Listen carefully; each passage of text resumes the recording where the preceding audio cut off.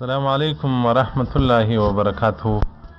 رسول الله صلی الله علیه وسلم بارک وخت راوتی صحابه کرامو ته او صحابه کرامو چې ول کیف اصبحتم، څنګه ورځ در باندې رااله؟ فقالو دی ورته وویل اصبحنا مؤمنین بالله، موږ چې ورځ راتېره که په ایمان باندې مو راتېره کړه، مؤمنان یو، په حق سره مؤمنان یو.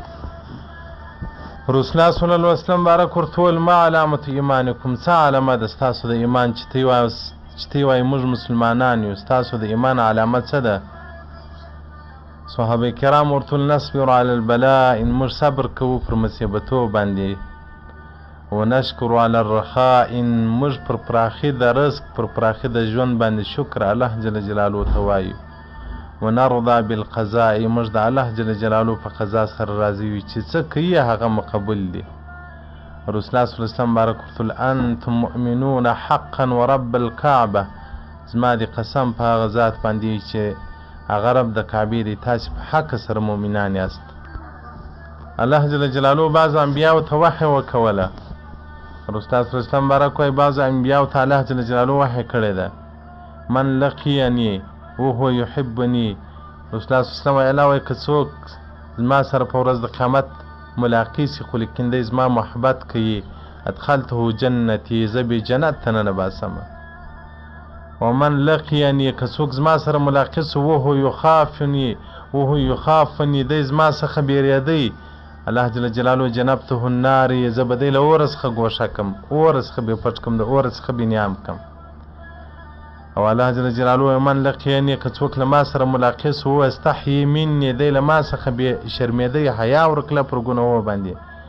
الله جل جلاله وایي انسیت الحفظة ذنوبه، د هغه ملایکو څخه چې هغه کرام الکاتبین دي، د ده عملونه لیکي، د هغو څخه به زه د ده ګناهونه ټول هېر کړم، داسې بې حساب او بې کتابه به جنت ته بوځم. صالح المرقدي رحمت الله علیه رضی الله عنه مبارک وایي د وخت پر یو نړېدلو کورو باندې تېرېدی، پر یو کنډوالو باندې تېرېدی.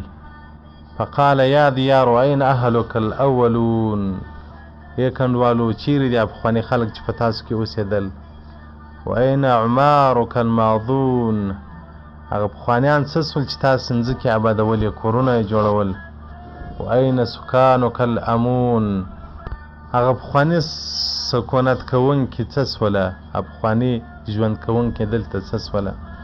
فهتف به هاتف، یو ناڅاپه اواز رالی، په اواز کې دا ول ان قطعت اثارهم، قطع سول، علامې د دې پرې کړل سولې، هغه اثار د دې ختم سول.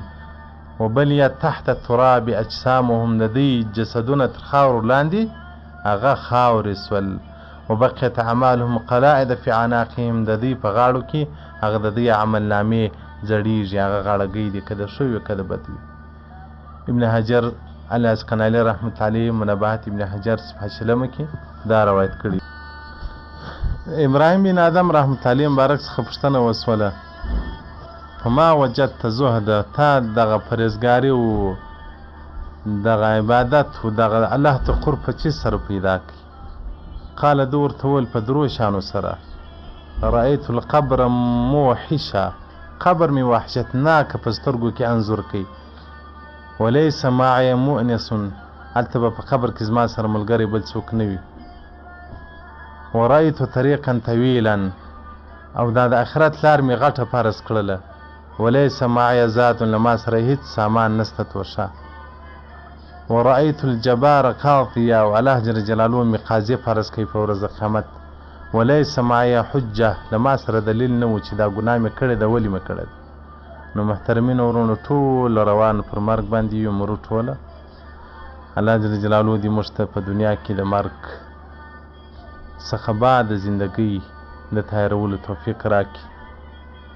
په دنیا کې اخرنی کور قبر دی، په دنیا کې اخرنی موټر جنازه ده، په دنیا کې اخرنی لباس کفن دی.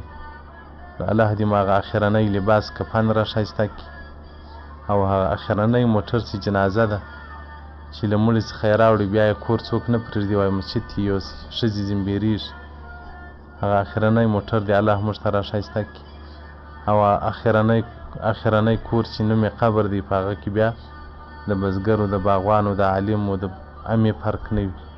الله دې مو هغه کوره ښایسته کړي او داسې د فضیلتو د برکتو د رحمت میاشت الله جل جلاله دې موږ ته د ډېر عمل توفیق راکړي. والسلام علیکم ورحمة الله